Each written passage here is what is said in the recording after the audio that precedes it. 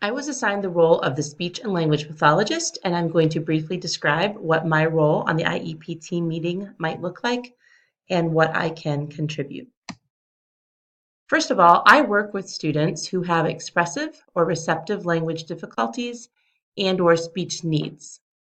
These are communication disorders, language disorders, articulation, fluency, voice and resonance, and even swallowing issues.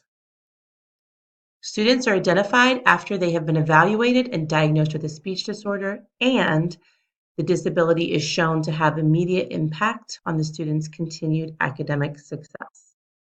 The litmus test for deciding if a student needs services is if my work as an SLP will have an impact on the academic growth of the student. Here is an example from the American Speech and Language Hearing Association website, where the principal questions the SLP who is providing in-class services in math class. Raj is found to not be doing well on math, but is it that he can't do the math or that he can't read the problem and decode the story problem? The SLP argues for the appropriateness of working with Raj and provides justification based on data that indicate the language demands are the barrier to the student's educational progress. And she would, of course, have to show that with evidence or data to back up that claim.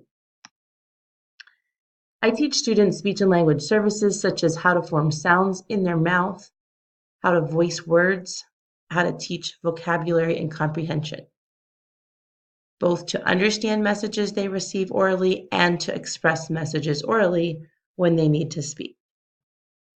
At the IEP meeting, I am the person at the table with the most thorough knowledge of the school-wide speech-language services that employ a continuum of service delivery models and considers the least restrictive environment. I provide an intervention that is age-appropriate and meets the individual learning needs of the student. I also collect data, analyze data, and share that data with students, teachers, and parents to support student performance outcomes. And I must evidence that I am in compliance, and therefore the school is in compliance with meeting state and federal mandates. These were the resources I used for this presentation, and I'm going to jump out of my role as a speech-language pathologist and back into my role as a 7th grade science teacher to show you the speech and language goal that one of my students has this year. She is to evidence that in the general education setting, she can use the strategies that the speech and language therapist is teaching her for word retrieval, and that hopefully she'll be able to correctly identify the correct word in 3 out of 5 opportunities. At the last observation that the SLP did to report progress, she was found to show 0 out of 5 measured opportunities. The SLP spoke with her about why, and she shared that she is too shy to ask for multiple choice and other cues in the classroom with the teacher.